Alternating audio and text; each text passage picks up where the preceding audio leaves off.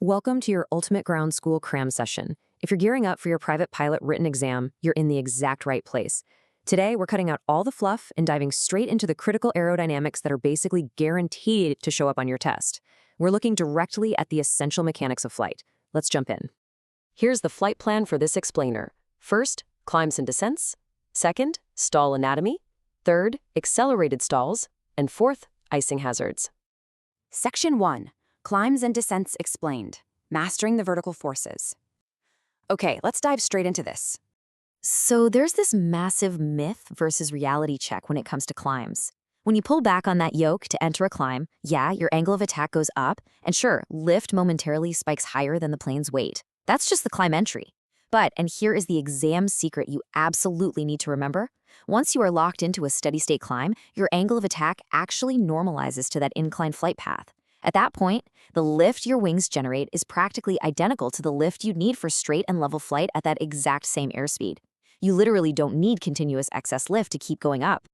So if excess lift isn't dragging you up the hill, what is? Well, it's thrust. Thrust is doing double duty here. Your propeller isn't just pulling you forward to beat total drag, it's physically fighting gravity. Because you're angled up, a chunk of the aircraft's weight acts rearward, right along with drag. It's like a giant invisible hand pulling you back. That's exactly why you absolutely need excess power beyond your normal cruise setting just to maintain your airspeed while climbing. On the flip side, let's look at descents. You apply forward pressure, right? That momentarily drops your angle of attack, dipping lift just long enough for the nose to fall. But now gravity is your best friend. A component of your weight shifts forward along that descending flight path. Since gravity is essentially pulling you forward, if you want to maintain a constant airspeed, you've got to pull back your engine power. You're really just manipulating your flight path by balancing the reserve thrust you have with your elevator inputs. Simple as that.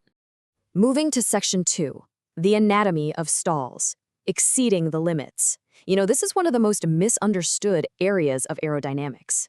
So the crucial point here is the critical angle of attack.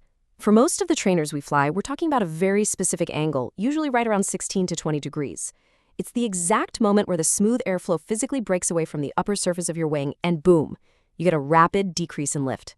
The golden rule for your exam? A specific aircraft always stalls at its specific critical angle of attack. Period. It doesn't matter if you're flying fast, if the plane is heavy, or what the density altitude is doing, that angle remains the absolute trigger. And this brilliantly illustrates the actual physical sequence of a stall. Step 1, you increase the angle of attack right past that critical limit. Step 2, that nice boundary layer of air just detaches from the top of the wing. Step 3, lift drops dramatically. Now, notice I said drops. It doesn't drop to zero. If it went to zero, you'd drop like a literal stone. The wing is still making some lift, just not enough to keep you flying. And finally, step 4, the aircraft inherently pitches nose down. This isn't a flaw. It's a built-in aerodynamic balance designed to reduce that angle of attack and save the wing. Now, what's really interesting about this slide is how it connects to aircraft loading. And hey, high-yield exam alert right here. We just established planes are naturally designed to drop the nose in a stall, right? Well, if you load up your plane so the center of gravity is too far aft, meaning you've got a really heavy tail, you completely sabotage that natural nose-down tendency. Actually, it's worse than that.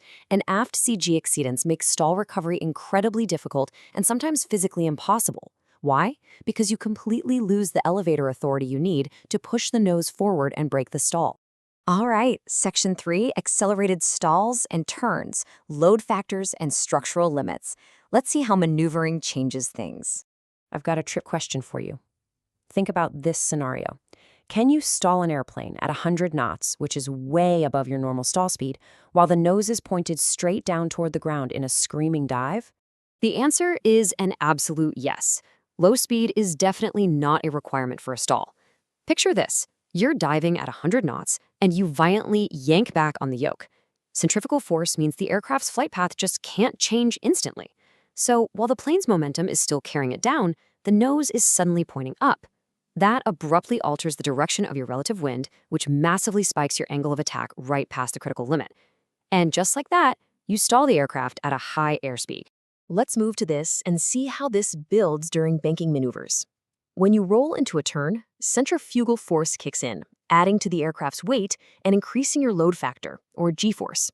Look at a 60-degree steep turn. Your load factor is 2 Gs. Your airplane basically weighs twice as much, meaning the wings have to pump out twice as much lift. To get that lift, you have to increase your angle of attack, which shoves you dangerously close to that critical limit. As a result, at a 60-degree bank, your stall speed shoots up by roughly 41%. It's a massive difference. Finally, Section 4, the dangers of icing, the invisible aerodynamic threat. Let's talk about the environment destroying your airflow. This nightmare usually starts with a phenomenon called supercooled droplets. These are water droplets hanging out in clouds that are somehow, magically, still liquid, even though the air around them is below freezing. The real danger? The exact second these supercooled droplets smack into your leading edge, the impact makes them freeze instantly. Ice just rapidly builds up right on the airframe. And get this, you don't need a giant block of ice to ruin your day. How much do you think a tiny, thin layer of frost affects your wing? Well, a microscopic 0.8 millimeters of ice, literally the texture of coarse sandpaper, is enough to completely wreck that boundary layer of air. We're talking a massive 25% reduction in your aircraft's lift, just from sandpaper. As a PPL student flying small trainers, you've got to realize your plane is incredibly vulnerable. Unlike the big commercial jets, our general aviation planes just don't have those fancy heated leading edges. Plus, we fly lower, right where moisture and freezing temps love to mix. When ice builds up, it is a deadly double whammy. It's actively packing weight onto your aircraft while simultaneously destroying the wing's ability to actually generate lift. Okay, before your brain totally melts from the heavy aerodynamics, let's take a quick breather. Why do airplanes make such bad comedians? Because their jokes always go over people's heads. Hey, groan all you want, but keeping the stress low is absolutely key to remembering this stuff for the exam. Now, to bring it all together, I want to leave you with this scenario. Imagine you exceed the critical angle of attack during a steep 60-degree turn, but you're also carrying a light layer of clear ice on your wings. Which aerodynamic force fails you first, and exactly why? Think through the load factor, that disrupted boundary layer, and the stall mechanics we covered today. Work it out. If this explainer helped clear up your ground school prep, please hit that like button and subscribe for more deep dives into aviation mechanics. Keep studying hard, trust your training, and we'll see you in the next one.